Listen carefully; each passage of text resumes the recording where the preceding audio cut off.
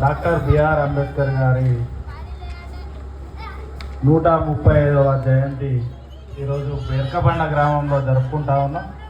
మరి హాజరైనటువంటి గ్రామ సర్పంచ్ గారికి, అట్లాగే వేదిక మీద ఉన్నటువంటి మిత్రులకు, అట్లాగే హాజరైన ప్రజలందరికీ కూడా డాక్టర్ బిఆర్ అంబేద్కర్ గారి జయంతి శుభాకాంక్షలు తెలియజేస్తా ఉన్నాం.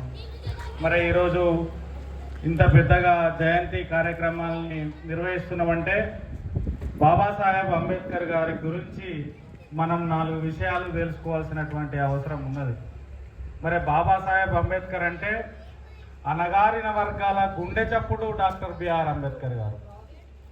స్వయంగా తను చదువుకున్నటువంటి కాలంలో అంటరానితనానికి గురైనటువంటి అంబేద్కర్ గారు, నేను ఉన్నత విద్యను చదివినప్పుడు నేను ఉన్నతమైనటువంటి స్థానంలో ఉంటే ఈ అంటరానితనం పోగొట్టగలను అని నమ్మినటువంటి మహోన్నతమైనటువంటి వ్యక్తి డాక్టర్ బిఆర్ అంబేద్కర్ గారు.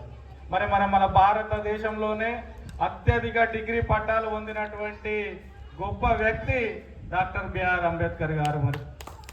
మరి అట్లాంటి అంబేద్కర్ గారిని మరి అంబేద్కర్ జయంతి రోజు, వర్ధంతి రోజు స్టేటస్లు పెట్టడం ద్వారా మనం అంబేద్కరిస్తులం కాలేము.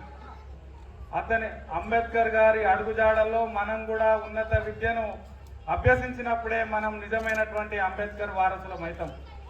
మరి అంబేద్కర్ గారు ఆ రోజు కుల వివక్షకు వ్యతిరేకంగా, అంటరానితనానికి వ్యతిరేకంగా పోరాటం చేసిండు. మరి పోరాటం చేయడమే కాదు, రాజ్యాంగాన్ని రచించినప్పుడు అప్పుడున్నటువంటి అణగారిన వర్గాలకు, అనాథలకు, అభాగ్యులకు, స్త్రీలకు హక్కులు కల్పించడం, తన అస్తిత్వాన్ని, ఆత్మగౌరవాన్ని రాజ్యాంగంలో పొందుపరిచినటువంటి గొప్ప వ్యక్తి అంబేద్కర్ గారు. మరి అట్లాగే స్త్రీలు అప్పుడున్న కాలంలో వంటింటి కుందేలుగా ఉండేటోళ్ళు, ఇంట్లో నుంచి వెళ్ళి బయటికి వెళ్ళేటోళ్ళు కాదు. మరి స్త్రీలు కూడా బయటికి రావాలని, స్త్రీల సమానత్వం కోసం కొట్లాడిండు అంబేద్కర్ గారు. మరి అట్లాగే స్త్రీల కోసం, స్త్రీ సమానత్వం కోసం, స్త్రీ హక్కుల కోసం, భారత రాజ్యాంగంలో స్త్రీ స్వేచ్ఛ కోసం, రాజ్యాంగంలో వారి ఆత్మ గౌరవం కోసం పొందుపరిచిండు రాజ్యాంగంలో. మరి అదే కనుక ఆ రోజు చేయకపోతే మహిళలు ఇప్పటికీ కూడా ఇంట్లో వంటింట్లో కుందేలుగా, బానిసలుగా ఉండేవారే తప్పితే ఇప్పటికీ కూడా చదువుకొని ఇట్లాంటి సభలలో పాల్గొనే అవకాశం కూడా లేనటువంటి పరిస్థితులు. మరి మన మహిళలందరము కూడా అంబేద్కర్ను కులాలకు అతీతంగా, మతాలకు అతీతంగా ప్రతి మహిళ ఈరోజు పురుషులతో సమానంగా ఉన్నది. మన సమాజంలో తిరుగుతున్నామంటే అంబేద్కర్ గారి కృషే. ఏ కులమో కాదు, ఏ మతమో కాదు, అన్ని కులాల్లో ఉన్నటువంటి మహిళలు ఈరోజు రోడ్డు మీద, మనం మార్కెట్లో కానీ, జాబ్లలో కానీ, ఉన్నతమైనటువంటి పదవులలో ఉన్నామంటే దానికి కారణం డాక్టర్ బిఆర్ అంబేద్కర్ గారు. మరి ఆ రోజు అట్లాగే ప్రజలందరూ ప్రజలను పాలించే వారిని ప్రజలు మాత్రమే ఎన్నుకోవాలని, ప్రజల చేతనే ఎన్నుకోవాలని, ఆ ప్రజలే పాలించాలని కోరుకున్నటువంటి వ్యక్తి, వారికి హక్కును కల్పించినటువంటి వ్యక్తి అంబేద్కర్ గారు. మరి ఎట్లా అంటే అప్పుడున్నటువంటి 18 సంవత్సరాలు నిండిన ప్రతి ఒక్కరికి ఓటు హక్కును కల్పించిండు అంబేద్కర్ గారు. మరి ప్రతి ఒక్కరూ పాలించడానికి ఎమ్మెల్యేలుగా, సర్పంచులుగా, ముఖ్యమంత్రులుగా ఉండాలని కోరుకున్నాడు అంబేద్కర్ గారు.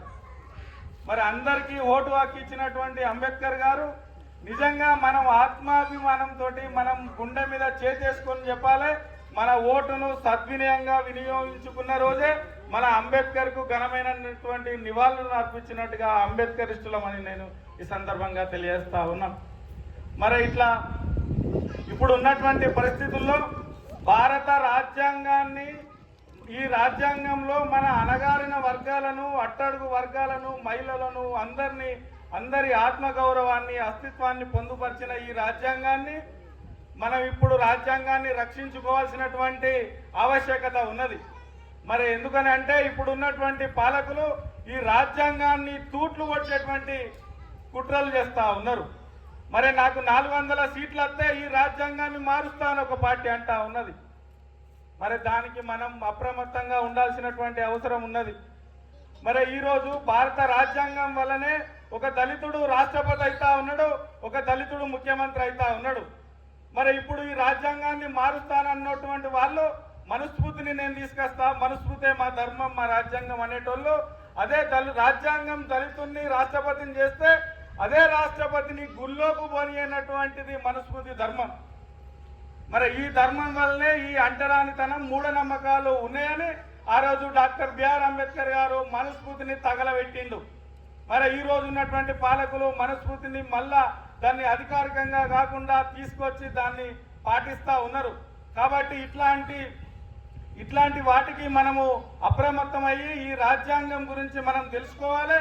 అట్లాగే రాజ్యాంగాన్ని రక్షించుకోవాల్సినటువంటి బాధ్యత కూడా మనందరి మీద ఉన్నదని ఈ సందర్భంగా తెలియజేస్తూ ఈ అవకాశం ఇచ్చినటువంటి పెరకబండ గ్రామ ప్రజలందరికీ ధన్యవాదాలు.